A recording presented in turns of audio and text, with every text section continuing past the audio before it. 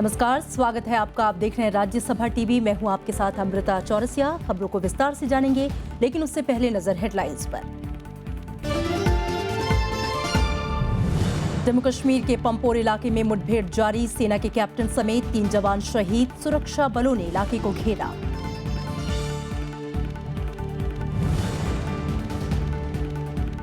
हरियाणा के 5 शहरों में कर्फ्यू जारी, सरकार का बातचीत से समाधान पर जोर। शांति के लिए आज से अनशन पर पूर्व मुख्यमंत्री भूपेंद्र सिंह हुड्डा।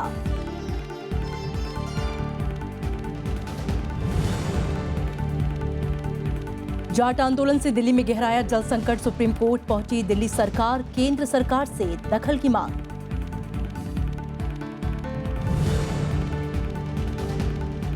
राज्यसभा में अहम बिलों को पारित कराने पर सहमति, सभापति की अध्यक्षता में सर्वदलीय बैठक में चर्चा। बुधवार को जेएनयू और रोहित वेमुला के मुद्दे पर चर्चा।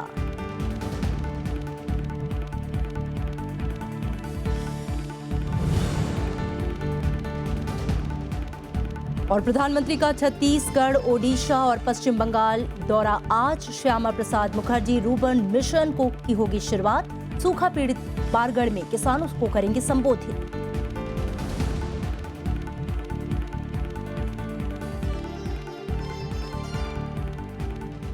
खबरें विस्तार से। जम्मू कश्मीर में पंपोर इलाके में सुरक्षा बलों और आतंकियों के बीच दूसरे दिन भी मुठभेड़ चल रही है।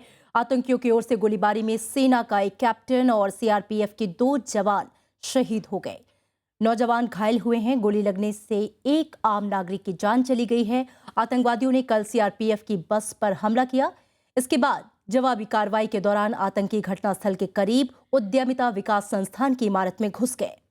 सुरक्षा बलों ने इमारत में फंसे सभी लोगों को सुरक्षित बाहर निकाला है। रात में ऑपरेशन रोक दिया गया था। सुबह से दोनों ओर से रुक रुक कर गोलीबारी हो रही है। हम हॉस्टल में थे, अपने हॉस्टल में बैठे हुए थे ऊपर उस साइड में। हमको कुछ पता नहीं, हम 4:30 बजे छुट्टी हो गई, फिर हम भागे। 3 से 4, 5 भी हो सकते हैं। 3 आर डेफिनेटली देयर और मैक्सिमम सिविलियंस को निकाल लिया गया बाहर। That is a priority number 1। Haryana में जाट आरक्षण आंदोलन में हिंसा बढ़ती जा रही है। झज्जर और कैथल में सुरक्षा बलों की फायरिंग में 8 लोगों की मौत हो गई। राज्य के कई जिलों में कर्फ्यू लगा है और सेना फ्लैग मार्च कर रही है। मुख्यमंत्री मनोहर लाल खट्टर ने आंदोलनकारियों से शांति की अपील की है, तो इधर हरियाणा के पूर्व मुख्यमंत्री भूपेंद्र सिंह हुड्डा राज्य में शांति के लिए दिल्ली के जंतर मंतर पर आज से अनशन करेंगे। जाट आंदोलन की आग में झुलस रहे हरियाणा के रोहतक, भिवानी, झज्जर, सोनीपत और गोहाना में कर्फ्यू लगा दिया गया है। इन जिलों में प्रदर्शनकारियों को देखते ही गोली मारने के आदेश दिए गए हैं। आंदोलनकारियों ने रोहतक जाने वाले सभी रास्तों को बंद कर दिया, जिसकी वजह से जवानों को हेलीकॉप्टर से रोहतक पहुंचाया गया। सेना के अलावा अर्धसैनिक बलों के 3300 जवानों को हरियाणा भेजा गया है।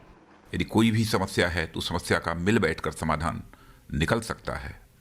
इसलिए मैं पुनः अपील करना चाहता हूं कि हरियाणा राज्य में शांति व्यवस्था बनाए रखने में मेरे हरियाणा के सभी बहन भाई पूरी तरह से सहयोग करें।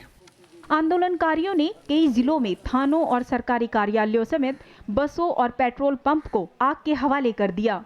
आंदोलनकारी जगह जगह रेल पटरियों पर बैठे हैं। वहीं दिल्ली और हरियाणा से पंजाब, हिमाचल प्रदेश, जम्मू कश्मीर जाने वाले कई राजमार्गों पर आंदोलनकारियों का कब्जा है। मुख्यमंत्री मनोहर लाल खट्टर ने आंदोलन खत्म करने की अपील दोहराई है। कृपया जो भी हमारी मांग है वो सब हम मानने के लिए तैयार हैं। सरकार ने पहले से भी इन सब विषयों पर अपना मंतव्य जाहिर कर दिया है कि इस आरक्षण में हम जो भी संवैधानिक व्यवस्था अथवा कानून की व्यवस्था अथवा कोर्ट के माध्यम से जितने अवरोध आए हुए हैं उनको सब दूर करने के लिए हम जनता के साथ खड़े हैं। लेकिन आंदोलनकारियों ने मुख्यमंत्री की अपील खारिज कर दी है। हमें जाट आरक्षण चाहिए और वो हम हर कीमत पर लेकर रहेंगे। उसके लिए चाहे हमें सरकार से लड़ना पड़े, चाहे किसी से भी लड़ना पड़े, और हम हर सिचुएशन से लड़ने के लिए बिल्कुल तैयार हैं। कांग्रेस ने भी शांति की अपील की है। पार्टी ने कहा कि आंदोलनकारियों को समाज को बांटने वालों के चंगुल में नहीं फंसना चाहिए। मेरा प्रदर्शनकारियों से, सभी आंदोलनकारियों से और सभी से अपील है कि वो कुछ ताकतें जो ताकतें समाज का ताना बाना तोड़ना चाहती हैं, भाईचारा तोड़ना चाहते हैं उनके चंगुल में न आए। बीजेपी ने सांसद राजकुमार सैनी को कारण बताओ नोटिस दिया है। सैनी ने जाट आरक्षण के खिलाफ आपत्तिजनक बयानबाजी की थी। वहीं बीजेपी के जाट नेताओं ने पार्टी के राष्ट्रीय अध्यक्ष अमित शाह से मुलाकात की। जाटों के लिए आरक्षण की प्रक्रिया होनी चाहिए। हमें यह आश्वस्त किया गया है कि आप अपने समाज के सभी जो लोग आरक्षण के पक्षधर हैं या हमसे बात करना चाहते हैं उनको हम आमंत्रित करते हैं। जाट आरक्षण की आग उत्तर प्रदेश भी पहुंच गई है। शामली में जाट समुदाय के लोगों ने प्रदर्शन किया और सड़क जाम की।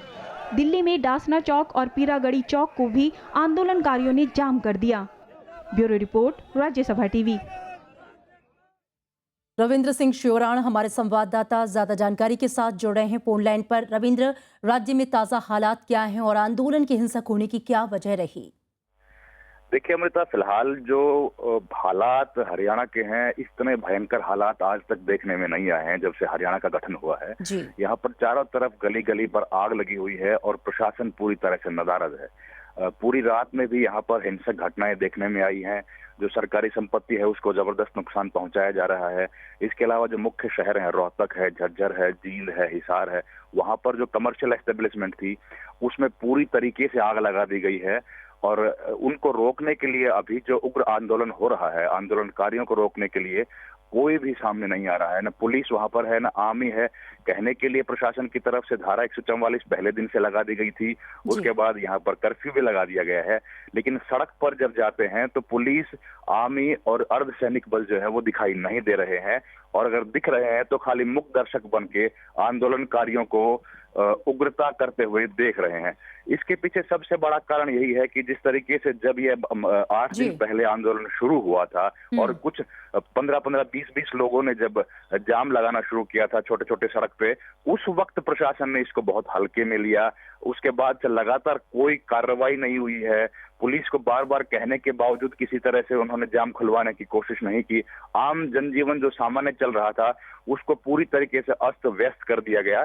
और उसके बावजूद जो है किसी भी तरह से राजनीतिक इच्छा शक्ति नहीं दिखाई गई इस मामले को सुलझाने के लिए। मामला बहुत लंबा चल रहा है, करीब 8 साल से जाट लोग जो है वो आंदोलन करके मांग कर रहे हैं कि, लेकिन इस बार जो उग्रता हुई है उसमें राजनीतिक इच्छा शक्ति की कमी जो है जानकर यहाँ पर मान रहे हैं। ठीक है, और ठीक है रविंद्र, शुक्रिया इस पूरी जानकारी के लिए। और हरियाणा में जाट आंदोलन से दिल्ली में जल संकट गहरा गया है और इसे देखते हुए दिल्ली सरकार शनिवार रात सुप्रीम कोर्ट पहुंच गई। याचिका में सुप्रीम कोर्ट से केंद्र को मामले में दखल देने और दिल्ली को मुनक नहर से पानी की आपूर्ति सुनिश्चित करने के निर्देश देने को कहा गया। सोनीपत के पास आंदोलनकारियों ने मुनक नहर को बंद कर दिया है। सोनीपत में जाट आंदोलनकारियों का गुस्सा मुनक नहर पर भी उतरा। दिल्ली तक पानी पहुंचाने वाली इस नहर को प्रदर्शनकारियों ने बंद कर दिया। इसी के मद्देनजर दिल्ली के उप मुख्यमंत्री मनीष सिसोदिया और जल मंत्री कपिल मिश्रा ने देर शाम गृह मंत्री राजनाथ सिंह के साथ बैठक की। मनीष सिसोदिया का कहना है कि उनकी सरकार आज सुबह के बाद दिल्ली को पानी आपूर्ति करने में सक्षम नहीं है। संडे सुबह के बाद पानी देने की स्थिति बचेगी नहीं। मेरा दिल्ली के तमाम लोगों से अपील है कि जो भी पानी आ रहा है उसको बहुत सहेज के खर्च करें, क्योंकि अगले कुछ दिन बहुत क्राइसिस के हो सकते हैं। तो ऐसा ना सोचें कि शाम को पानी आएगा, अगले सुबह पानी आएगा। हो सकता है परसों सुबह के लिए हमारे पास में पानी देने के लिए बिल्कुल नहीं होगा। दिल्ली सरकार इस मुद्दे पर शनिवार रात सुप्रीम कोर्ट भी पहुंच गई, जहां आज सुबह या सोमवार को मामले की सुनवाई हो सकती है। याचिका में कहा गया है कि केंद्र को मुनक नहर से पानी की आपूर्ति सुनिश्चित करने के लिए सेना तैनात करनी चाहिए। वहीं मुनक नहर से पानी की आपूर्ति रोक दिए जाने से दिल्ली के 7 वाटर प्लांट बंद हो गए हैं। जितने भी हमारे यूजीआर हैं, जो हमारे भूमिगत जलाशय हैं, उनमें हम पानी का इतना लेवल बचाकर रखेंगे कि कल के बाद कल पूरे दिन हम लोग अपने टैंकर से सप्लाई करेंगे। 760 दिल्ली जल बोर्ड के टैंकर अब 24 घंटे चलेंगे। दिल्ली जल बोर्ड के सभी अधिकारियों की छुट्टियां रद्द कर दी गई हैं। कल शाम के बाद से हमारे को केवल पूर्वी दिल्ली और दक्षिणी दिल्ली, ईस्ट और साउथ दिल्ली में हमारी पानी की सप्लाई बचती है सोनिया विहार और भागीरथी प्लांट से। तो उसका पूरा मैप बना लिया गया है। हमारे सारे टैंकर पूर्वी दिल्ली और दक्षिण दिल्ली से भरे जाएंगे। दिल्ली सरकार का कहना है कि इस वजह से एनडीएमसी सहित दिल्ली के 60% हिस्से में पाइप के जरिए पानी की आपूर्ति मुमकिन नहीं है। अनु दीवान के साथ ब्यूरो रिपोर्ट, राज्यसभा टीवी। और बजट सत्र को सुचारू रूप से चलाने के लिए कल संसद भवन में सर्वदलीय बैठक हुई। राज्यसभा के सभापति मोहम्मद हामिद अंसारी की ओर से बुलाई गई इस बैठक में सरकार ने विपक्ष से संसद की कार्यवाही में सहयोग की अपील की। विपक्ष ने भी सहयोग करने की बात कही है। हालांकि ये भी साफ हो गया है कि जेएनयू विवाद और हरियाणा में जाट आरक्षण का मामला भी संसद में उठेगा। सरकार का जोर जीएसटी समेत कई बिलों को पारित कराने पर भी है। 23 फरवरी से शुरू हो रहे संसद सत्र से ठीक पहले बुलाई गई इस सर्वदलीय बैठक में कार्यवाही को सुचारू रूप से चलाने पर बातचीत हुई। राज्यसभा के सभापति मोहम्मद हामिद अंसारी की ओर से बुलाई गई इस बैठक में प्रधानमंत्री नरेंद्र मोदी भी शामिल हुए। सरकार ने विपक्ष से कार्यवाही में सहयोग की अपील की। को संकल्प लिया है, सभी ने इस बात का आश्वासन दिया है, सभी ने इस बात के लिए कहा है कि जो सत्र होगा वो सुचारू रूप से चलेगा, रचनात्मक रूप से चलेगा और देश के विकास से जुड़े हुए तमाम मुद्दों पर डिबेट भी होगा, डिस्कशन भी होगा और डिसीजन भी होगा। विपक्षी दलों ने भी साफ कर दिया है कि जरूरी बिलों पर जहां सरकार को सहयोग मिलेगा तो वहीं समकालीन मुद्दों को भी संसद में उठाया जाएगा। अनिवार्य है बिल, वो तो करने जो देश के हित में है, जरूरी है। ऑन मेरिट जो भी बिल जरूरी होगा उस बिल को हम पास करने में जरूर मदद करेंगे। हम चाहते हैं कि सदन चले, सदन की कार्रवाइयाँ चले और जो मांग उठे थे मीटिंग में कि जेएनयू का इशू भी डिस्कस हो, हम चाहते हैं कि सभी इशू डिस्कस हो। तय किया गया कि विभिन्न विषयों पर चर्चा होगी। हम लोगों ने ये कहा जवाहरलाल नेहरू विश्वविद्यालय, हैदराबाद विश्वविद्यालय और विद्यार्थियों और पत्रकारों और शिक्षकों पर जिस तरह अदालत में मारपीट की गई, ये बहुत ही महत्वपूर्ण मसले हैं जिन पर पहले ही चर्चा करनी चाहिए। बजट सत्र के दौरान 25 फरवरी को रेल बजट और 29 फरवरी को आम बजट पेश होगा, लेकिन सरकार की कोशिश है कि बीते 2 सत्रों के विपरीत इस बार राज्यसभा की कार्यवाही को सुचारू रूप से चलाया जाए। सरकार के सामने जीएसटी से जुड़े संविधान संशोधन विधेयक को भी पारित कराने की चुनौती है। श्याम सुंदर के साथ विशाल दहिया, राज्यसभा टीवी। भारत और नेपाल के बीच कल 9 समझौतों पर हस्ताक्षर किए गए। इसके तहत भारत नेपाल को भूकंप पुनर्निर्माण के साथ सड़क और रेल संपर्क निर्माण में सहयोग देगा। 6 दिनों के भारत दौरे पर आए नेपाल के प्रधानमंत्री केपी शर्मा ओली ने भारत के साथ संबंधों को सुधारने पर सबसे ज्यादा जोर दिया है। प्रधानमंत्री नरेंद्र मोदी ने भी नेपाल में शांति और स्थिरता के लिए सहयोग का वादा किया है। नेपाल के प्रधानमंत्री केपी शर्मा ओली और प्रधानमंत्री नरेंद्र मोदी के बीच बातचीत के बाद 9 समझौतों पर हस्ताक्षर किए गए। इन समझौतों के तहत भारत नेपाल को भूकंप पुनर्निर्माण के लिए $25 करोड़ का अनुदान देगा। नेपाल के तराई क्षेत्र में सड़कों के बुनियादी ढांचे में सुधार, सांस्कृतिक साझेदारी, काकरबित्ता बांग्ला बांध कॉरिडोर के माध्यम से नेपाल और बांग्लादेश के बीच पारगमन और विशाखापत्तनम बंदरगाह के संचालन में भी सहयोग होगा। दोनों देशों के बीच साझा बयान जारी हुआ। प्रधानमंत्री नरेंद्र मोदी ने नेपाल में शांति और स्थिरता पर जोर दिया है। नेपाल में शांति, स्थिरता और उसका आर्थिक विकास हमारा साझा उद्देश्य है। भारत नेपाल संबंधों के इन सभी पहलुओं पर मैंने और प्रधानमंत्री ओली जी ने आज विस्तार से बात की है। साझा बयान में नेपाल के प्रधानमंत्री केपी शर्मा ओली ने साफ शब्दों में कहा कि उनकी भारत यात्रा का मकसद बीते महीनों में बने भ्रम को दूर करने का है।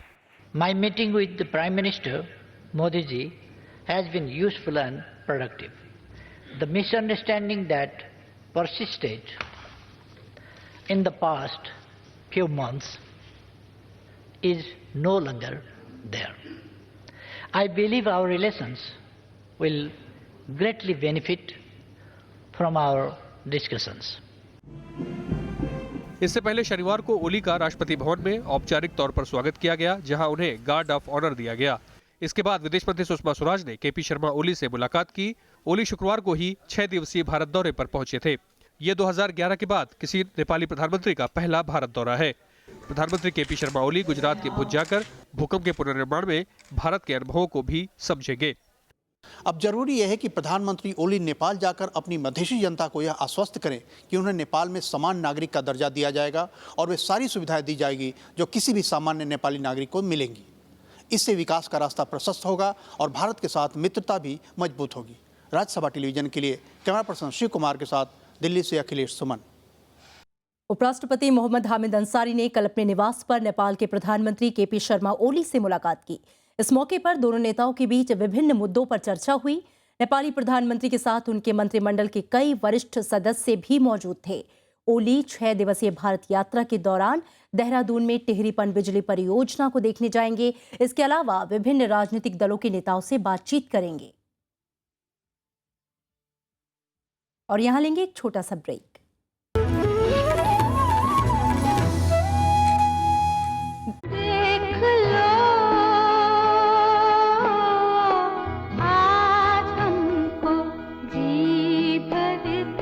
पूरी जो हमारी जिंदगी भर की कमाई है उसको ट्रस्ट में डाल देंगे और सब जरूरतमंदों के काम आएगा वो। तुम अपना रंजो गम, ये गजल रिकॉर्ड किए हुए 40 बरस हो गए और अब तक लोग इसको याद कर रहे हैं, तो मुझे अच्छा लगता है। आदाब, मैं हूँ खयाम और मैं हूँ जगजीत कौर और आप हमसे मिलिए प्रोग्राम गुफ्तगू में। 90 के खयाम सिर्फ राज्यसभा टीवी पर।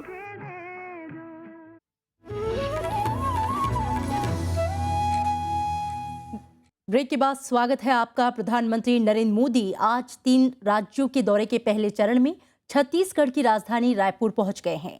आज ही प्रधानमंत्री ओडिशा और पश्चिम बंगाल का दौरा भी करेंगे। छत्तीसगढ़ में प्रधानमंत्री नया रायपुर और नक्सल पीड़ित राजनांदगांव जिले में विभिन्न कार्यक्रमों में हिस्सा लेंगे। नया रायपुर में प्रधानमंत्री आवास योजना के तहत मकानों के निर्माण की आधारशिला रखेंगे। साथ ही राजनांदगांव जिले के कुरुभट गांव में प्रधानमंत्री केंद्र की श्यामा प्रसाद मुखर्जी रूर्बन मिशन का राष्ट्रीय स्तर पर शुभारंभ करेंगे। वहीं ओडिशा में प्रधानमंत्री सूखा पीड़ित बारगढ़ में किसानों के सम्मेलन को संबोधित करेंगे। प्रधानमंत्री आज पश्चिम बंगाल भी जाएंगे, जहां वो कोलकाता में गौड़िया मिशन और मठ के शताब्दी समारोह का उद्घाटन करेंगे। और नेशनल हेराल्ड मामले में कांग्रेस अध्यक्ष सोनिया गांधी और उपाध्यक्ष राहुल गांधी को बड़ी राहत मिली है। पटियाला हाउस कोर्ट ने याचिकाकर्ता और बीजेपी नेता सुब्रमण्यम स्वामी की उस मांग को फिलहाल रोक लगा दिया है, जिसमें उन्होंने मामले से जुड़े दस्तावेजों को देखने की मांग की थी। पटियाला हाउस कोर्ट ने इस मामले में सैम पित्रोदा को भी कल जमानत दे दी। नेशनल हेराल्ड मामले में शनिवार को कांग्रेस अध्यक्ष सोनिया गांधी और उपाध्यक्ष राहुल गांधी को व्यक्तिगत पेशी से छूट मिल गई। ये फैसला पटियाला हाउस कोर्ट ने दिया है। सैम पित्रोदा को भी कोर्ट ने जमानत दे दी है। हालांकि याचिकाकर्ता सुब्रमण्यम स्वामी का कहना है कि उन्होंने जमानत का कभी भी विरोध नहीं किया। बेल तो पहले से हमने कहाँ विरोध किया, सोनिया गांधी का भी मैंने विरोध नहीं किया। बेल कौन सी बड़ी चीज है? बेल माने तुम अपराधी हो परंतु कहीं भाग ना हो जाओ, उसके लिए कोई गारंटी होनी चाहिए, इसलिए 50,000 रुपए जमानत में दी। पटियाला हाउस कोर्ट ने सुब्रमण्यम स्वामी को इस मामले से जुड़े किसी भी दस्तावेज को देने से फिलहाल इनकार कर दिया है। दस्तावेजों के मामले पर 15 मार्च को हाई कोर्ट में सुनवाई होगी। माननीय डॉक्टर स्वामी जो अर्जी देते हैं वो कानून के अंतर्गत नहीं है। अनुच्छेद 91 के अंतर्गत ये अर्जी नहीं दी जा सकती, क्योंकि इसमें उन्होंने किसी रूप से ये सिद्ध नहीं किया है, कहा भी नहीं है कि ये अति आवश्यक या आवश्यक है। नेशनल हेराल्ड के मामले में अगली सुनवाई 21 मार्च को होगी। पटियाला हाउस कोर्ट में शनिवार को सुनवाई के दौरान सुरक्षा के कड़े इंतजाम किए गए थे। विपिन चौहान, राज्यसभा टीवी। और अरुणाचल प्रदेश के नए मुख्यमंत्री कालिखो पुल ने कल वरिष्ठ अधिकारियों की बैठक ली। उन्होंने अधिकारियों को कानून व्यवस्था दुरुस्त करने और भ्रष्टाचार खत्म करने का निर्देश दिया। मुख्यमंत्री ने शिक्षा, स्वास्थ्य और सामाजिक क्षेत्र पर पूरा ध्यान देने का निर्देश भी दिया। वहीं प्रधानमंत्री नरेंद्र मोदी ने अरुणाचल की नई सरकार को बधाई दी है। उधर पूर्व मुख्यमंत्री और कांग्रेस नेता नमाम तुकी ने बीजेपी पर उनकी सरकार गिराने का आरोप लगाया। उन्होंने कहा कि पूर्वोत्तर की सभी कांग्रेस सरकारों को अस्थिर करने की कोशिश हो रही है। I am representing the Congress Party. I am the CLP leader of the Congress Party, duly elected CLP leader of the Congress Party. I have to claim how the other minority party can claim to form the government. How the other opponent party can support such the elected democratic party. और तमिलनाडु विधानसभा में स्थानीय निकायों में महिलाओं का आरक्षण बढ़ाकर 50% कर दिया है। विधानसभा ने आम राय से कल इस बिल को मंजूरी दी। बिल के पारित होने से अब स्थानीय निकाय चुनाव में महिलाओं के लिए 50% सीट आरक्षित होगी। इससे महिलाओं के सशक्तिकरण और मजबूती मिलेगी। तमिलनाडु सरकार का ये फैसला उस समय आया जब केंद्र सरकार महिलाओं को आरक्षण 33% से 50% करने की कवायद में लगी हुई है। और पाकिस्तानी नौसेना ने पिछले 48 घंटों में 88 भारतीय मछुआरों को पकड़ा है। मछुआरों की 16 नौकाएं भी जब्त की गई हैं और इन सभी पर अंतर्राष्ट्रीय जल सीमा के उल्लंघन का आरोप है। शुक्रवार को खबर आई थी कि गुजरात तट पर जखाऊ बंदरगाह के पास तड़के ही कम से कम 40 मछुआरों को गिरफ्तार किया गया और उनकी 7 नावों को जब्त कर लिया गया। उसी वक्त ये कहा जा रहा था कि गिरफ्तार किए गए मछुआरों की संख्या बढ़ सकती है। अनुमान लगाया जा रहा है कि शायद मछुआरे घने कोहरे की वजह से सीमा रेखा को पार कर गए हैं। सिक्योरिटी वालों ने 16 इंडियन लांचें अपने कब्जे में लिए, जिस पे 88 ये फिशरमैन सवार थे जो कि पाकिस्तानी समुद्री हदूद की खिलाफवर्जी कर रहे थे और मछली का शिकार कर रहे थे। उनको यहाँ लाए हैं, जिनके खिलाफ आज मुकदमा कायम हुआ है फॉरेन एक्ट और फिशरी एक्ट के तहत। इनको सुबह हम कोर्ट में पेश करेंगे। और छत्तीसगढ़ के बस्तर में आदिवासियों के लिए काम करने वाली सामाजिक कार्यकर्ता सोनी सोढ़ी पर शनिवार देर रात ज्वलनशील तरल से हमला किया गया। जलन की शिकायत के बाद उन्हें अस्पताल में एडमिट कराया गया। हालांकि अभी इसकी पुष्टि नहीं हो पाई है कि फेंका गया तरल कालिक है या एसिड, लेकिन पुलिस का कहना है कि सोढ़ी पर फेंका गया काला तरल जला हुआ तेल है। हादसा शनिवार देर रात हुआ जब वो मोटरसाइकिल से जगदलपुर की ओर लौट रही थी।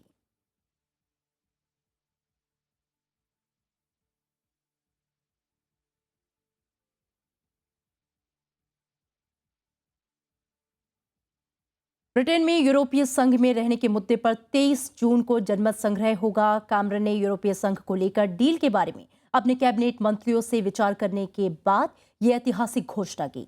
ब्रिटिश प्रधानमंत्री डेविड कैमरन ने यह दावा किया है कि ब्रसेल्स में 2 दिन तक यूरोपीय नेताओं से बातचीत के बाद सुधारों को लेकर डील में संघ के भीतर ब्रिटेन को विशेष दर्जा मिलेगा और वो सुधारों के साथ यूरोपीय संघ में रहने की सिफारिश करेंगे।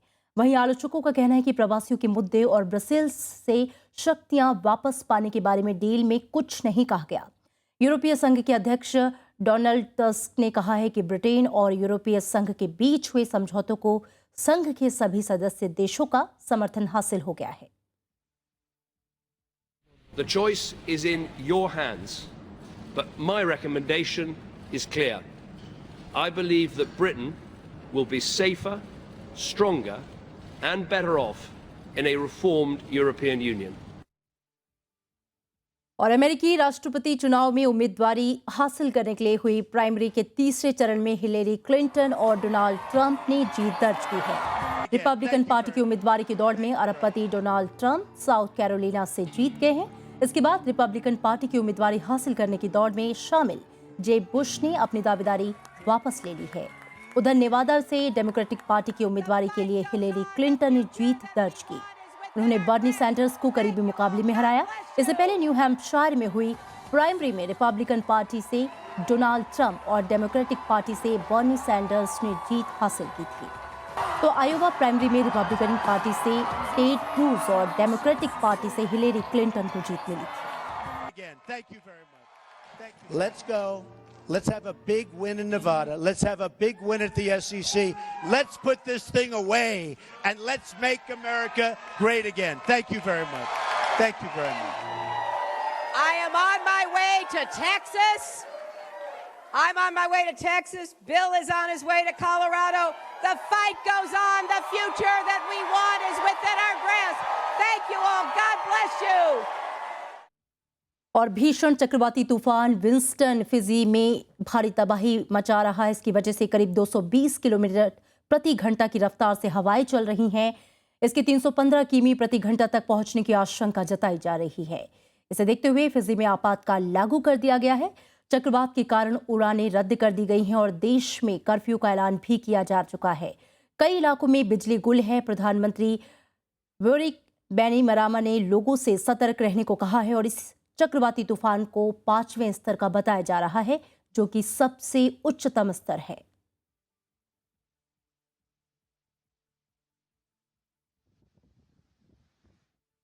और दोहा में एशिया इंडोर एथलेटिक्स चैंपियनशिप में भारत के मयूखा जॉनी ने लंबी कूद में स्वर्ण पदक हासिल किया।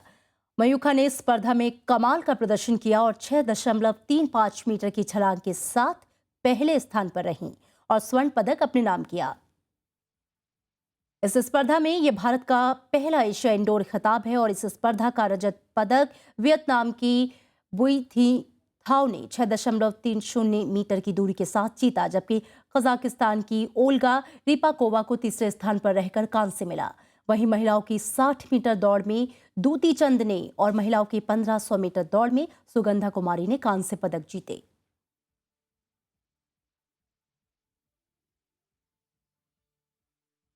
फिल्म अभिनेत्री नूतन की आज पुण्यतिथि है। नूतन को भारतीय सिनेमा की एक भावप्रण अभिनेत्री के रूप में जाना जाता है। छोड़ दो आंचल, जमाना क्या कहेगा, ओ छोड़ दो आंचल। हिंदी फिल्मों की सर्वश्रेष्ठ अदाकारा और 5 बार फिल्म फेयर पुरस्कार जीतने वाली अभिनेत्री नूतन का जन्म ऐसे परिवार में हुआ था जहां का माहौल पूरी तरह फिल्मी था। उनकी मां शोभना समर्थ एक मशहूर अदाकारा थीं। नूतन ने अपने फिल्मी करियर की शुरुआत 1950 में फिल्म हमारी बेटी से की। कोई मेरी आँखों से देखे तो समझे कि तुम मेरे क्या हो, कि तुम मेरे क्या हो। विमल रॉय की फिल्म बंदनी में उनके अभिनय के लिए नूतन को आज भी याद किया जाता है।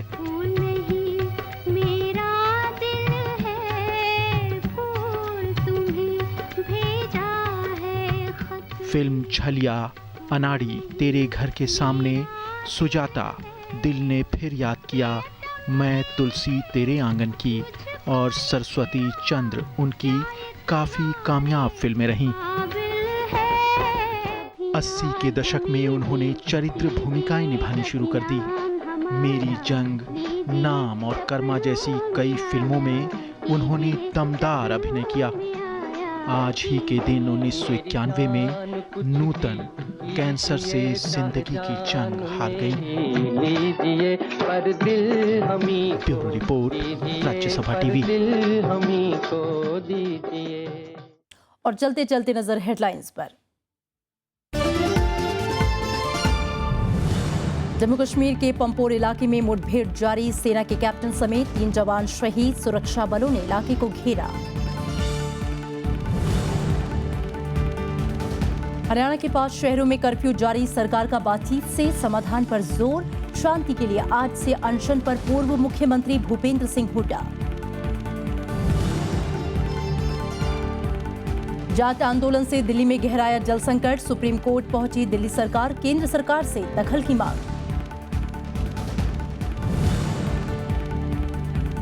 राज्यसभा में अहम बिलों को पारित कराने पर सहमति, सभापति की अध्यक्षता में सर्वदलीय बैठक में चर्चा, बुधवार को जेएनयू और रोहित वेमुला के मुद्दे पर चर्चा।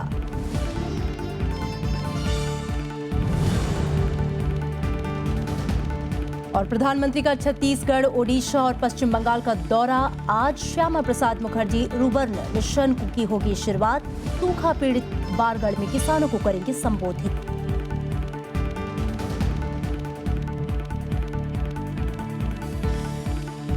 और फिलहाल खबरों में इतना ही, आगे देखिए गुफ्तगू।